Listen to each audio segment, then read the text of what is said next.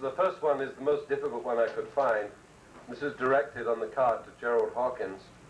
What do you find is the most Fortean phenomenon in the universe?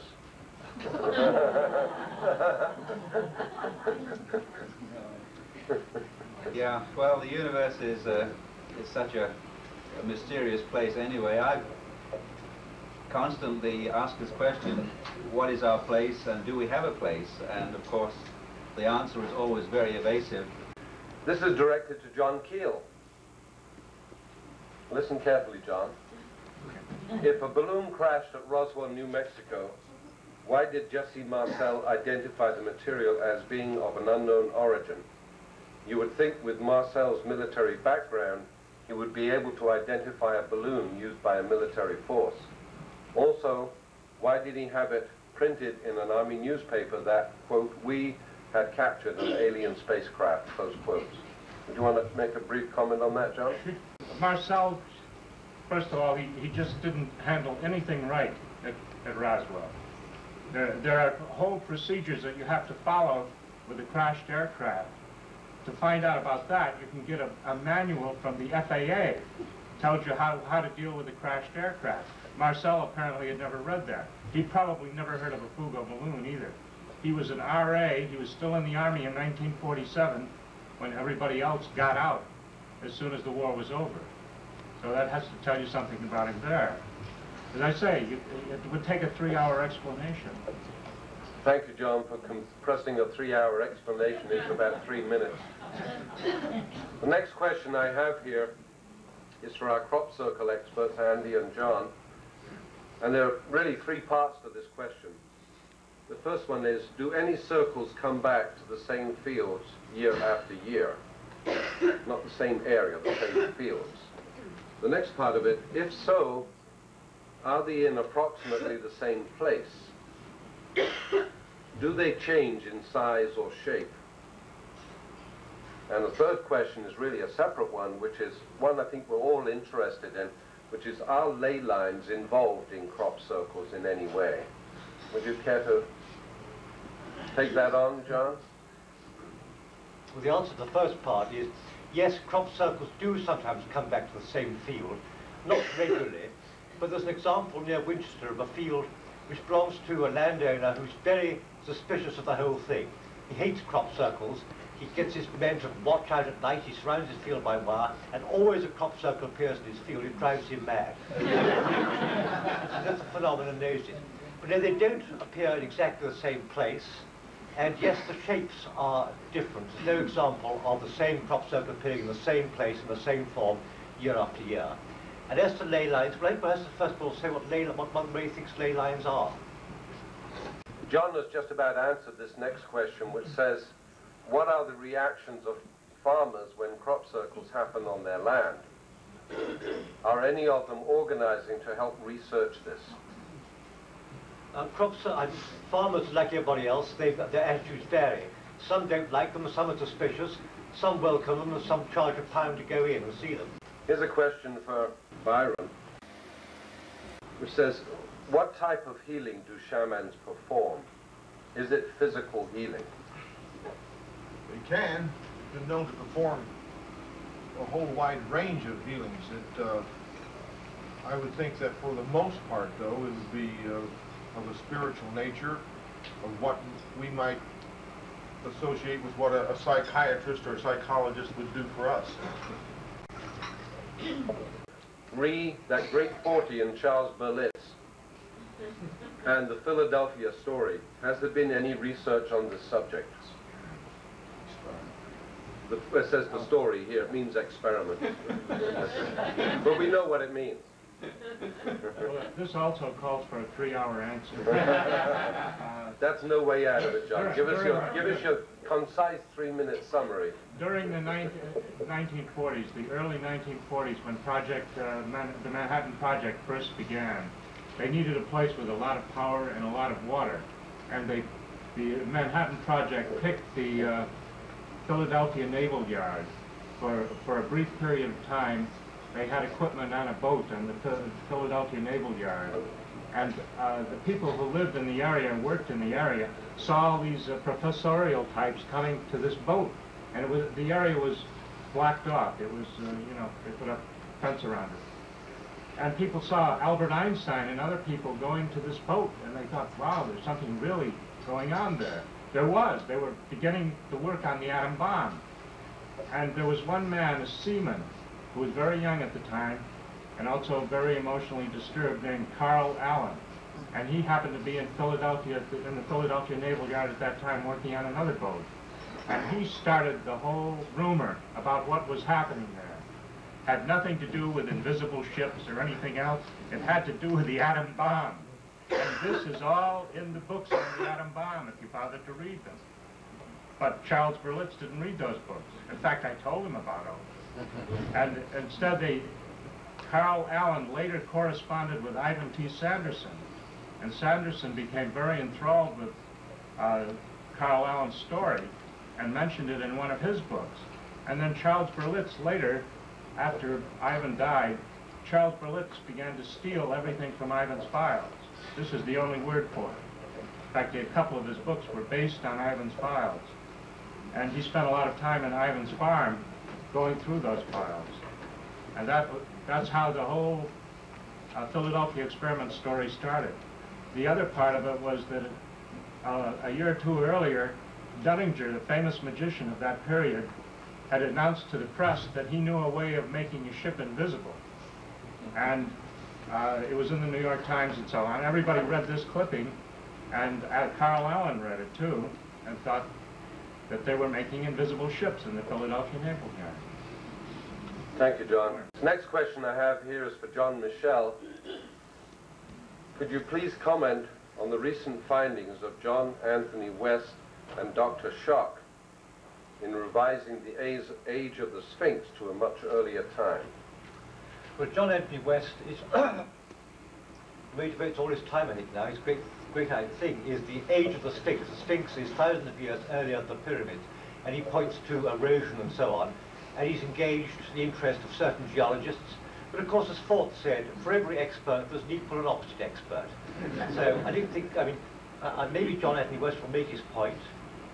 But perhaps these explanations are largely a matter of fashion. I hope John does make his point, because no doubt there are statues in the ancient world which are of a great, really of a great age. And I think it's JohnMichell, the French writer, who notices gigantic, colossal statues which look natural in different parts of the ancient world, which he says represent the astrological guardians or badges, guardians of that particular part of the territory. So maybe the Sphinx is an older thing, and it is one of the colossal statues of the ancients. I hope John Anthony West does get some success with this proof of the age of the Sphinx. Indeed, inquiries are going on with his geologists. I understand that the geologists came up just 2 weeks ago with a determination that the Sphinx is about 3,000 years old than the generally accepted age on the basis of water erosion. This whole age business bothers me because so little of it appears to be that accurate. I think as always, one expert, one geologist will say one thing and the other one will say the other, I think. Be what we like. Okay, now these are some fairly short questions, and I hope we get a short answer. The first one is for John Keel. Where did Mothman go when he left West Virginia? He went to Texas. In 1976, a lot of people in Texas saw him around Brownsville, Texas. And there was quite a lot of publicity at that time. Really? And it was very badly timed because it started happening a year after the Mothman book came out. It should have started happening the week that the Mothman book came out. The next question, I'll throw it out to anybody on the panel. Is Elvis alive? Was he a deep cover CIA agent who had to fake his death? Anybody want to take that on? I saw him in the back of the hall. Is there anyone who was not involved in the conspiracy to assassinate JFK?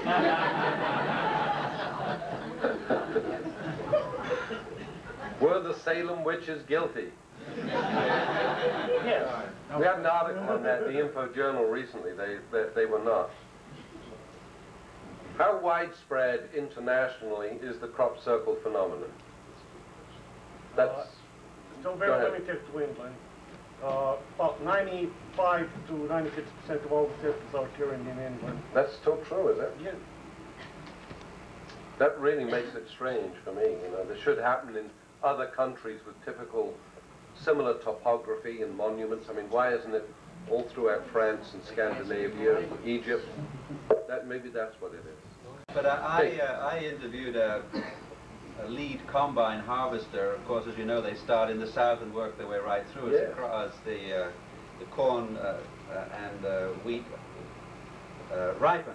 And he said he gave me specifically 1948, which is a long time back in time, but he said he was the lead tractor combine that went in the field each time, and together we estimated that each year they would harvest 100,000 acres, this team, and he said never did he at that time see anything like the pictures that I showed him. That's amazing. I'm glad you asked. What people were the earliest mariners, it says, not space travelers, to reach the Americas? There are many people that claim to have reached America early. There were the Welsh, for certain. There were the Icelandic explorers, the ancient Greeks, the ancient Chinese. They came from all over. Ancient Egyptians. Ancient Egyptians were in South America in 3000 BC. Got it. Perhaps the question should be asked the other way around. When did America colonize the rest of the world? How do we know which way? I think there's been an awful lot of contact between the Americas and Europe over the past X thousand years. Put your own number in there. Here's a real quick one for John. How long could a Fuggo balloon stay aloft? Well, there was one report from 1955 that one came down out of the sky in 1955. Really? 10 years later. Really? Yeah. Was it a reliable report? And they just found another one last year, as I said, in North Dakota, so we don't know how long. That's good. So these were hydrogen? This was hydrogen, yeah. Well, that would leak out pretty fast That's out what of everybody a said, paper yeah. balloon, wouldn't it? Well, that's why they had so much trouble in the beginning designing them.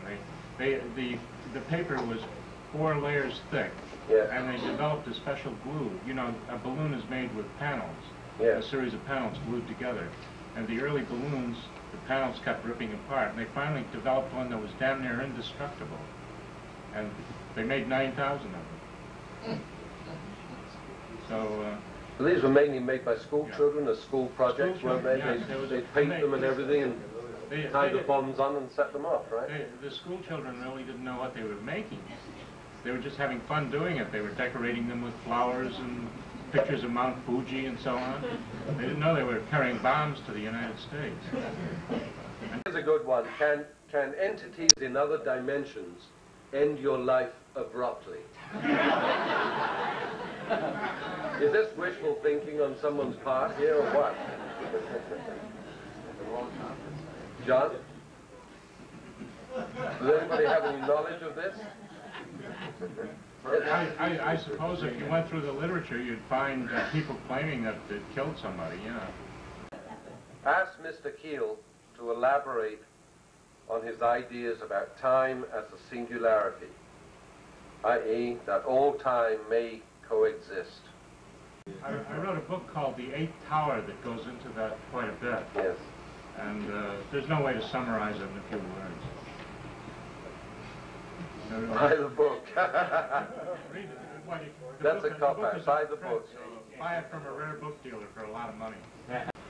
This is going to take 3 hours to answer, John, but again, I know you can do it in 3 minutes. Is it your position that there is no UFO connection with the Roswell incident, despite the plethora, I love that word, plethora, of material coming out to the contrary? Well, first of all, there's no plethora of information. There's a lot of hearsay from 30-year-old people who weren't even born at the time, who heard it from their great-grandfather. And there are no real witnesses to it. Even Major Marcel, who was mentioned earlier, was not a witness to it. He later went there and collected all this stuff in a truck and drove off with it. But he didn't photograph it in situ. He didn't record write down a list of the different pieces that were found. They just simply threw it all in the truck and drove off with it, which is not the correct procedure for something like this. So there literally is no documentation and no witnesses to this. And if you read the books that are coming out on it, if you read them carefully, there's another book that's coming out where a man who was 5 years old at the time claims that he witnessed something like this. And again, it's one of these hypnosis cases which usually have no validity at all. And the man has been discredited in a number of different ways. But it's a problem of getting tangible evidence. There is no tangible evidence. The only evidence is what you find in the 7 museums that are displaying this stuff. And it's got Japanese drawings on it and Japanese writing on it. It says here that the latest issue of UFO magazine has an article about a new witness at Roswell who was a young man at the time. Are you familiar with this case? That's the one I just mentioned, yeah. He was supposedly 5 years old at the time. Now, all of you, think about what happened to you when you were 5 years old. Anything, if you can remember anything that really happened to you. Usually we remember things that had an emotional impact on us. If we just saw a train go by, we're not going to remember it. If we saw the train derailed and people killed, we would remember our emotional reaction to it. And in this case, there doesn't seem to be any emotional reaction. The people who are investigating these things have no psychiatric or medical background. They don't even have any knowledge of aviation. And if they had any knowledge of World War II aviation, they might understand why the Cougar balloon is the best answer to it. Are there any Men in Black phenomena associated with the crop circles? I mean, we certainly have strange noises and buzzing sounds in the circles. They certainly appear under the most strange circumstances. Any stories at all that you can recall, John? I should say not. The only Men in Black rumor this year was when the group called the Wessex Skeptics, who made 2 or 3 false circles, were caught out wearing black clothing. And they weren't challenged at the time, but people said there's Men in Black at work over there. And you know who they were, actually. So there's actually no Men in Black as in UFO cases, I don't think, associated with it. To what? Yes. Thank you. I've got one question left here. I left it till last. And personally, I'd like to have the experience of all 5 of our panelists applied to this. That may sound a little frivolous, but someone wrote here, what is the meaning of life? Or, please tell me everything you know about the universe in the next 5 minutes. I have an exam tomorrow. Go ahead, Gerald. You're a geek thinker. I can see that. Well, I'm laughing because, you see, what do they mean by life? I can talk about all sorts of biological forms, and even grass is alive, so I pass the question on to John. If you went far enough out into space and could look back at our solar system, you'd see the Earth was really a very insignificant thing, and therefore the life on the Earth is even more insignificant. And I think there is no meaning to it. We're like fleas on a dog. We're destroying the planet in the same way that a parasite would destroy an animal. I seem to like the statement that Lynn Margulis made, is that perhaps the meaning of life, at least as we know it, would be to generate methane. That's our primary.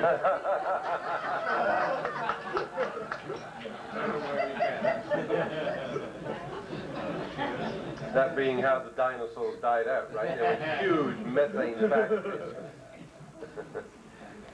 Would you like to have a shot at it, JohnMichell, of so many talents?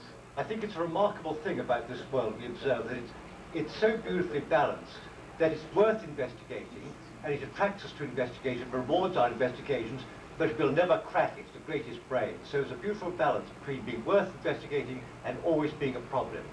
And secondly, the world tends to reflect back the theories we project upon it. I call it a crank's charter, because every theory you put upon it will reflect back some evidence that you're right. And therefore we have a great responsibility of what our imaginations do project upon the world, because what we imagine we'll tend to get back. And then,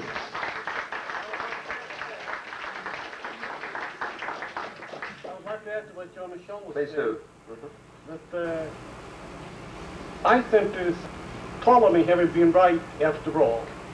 Not that the Earth is the geocentric center of the universe, but life exists on Earth is such a narrow parameter, and yet everything in the universe seems to conspire to create and sustain life upon the Earth, that in that sense, I believe that the Earth is the center of the universe, and therefore life is the most important thing in the universe, and it has genuine meaning.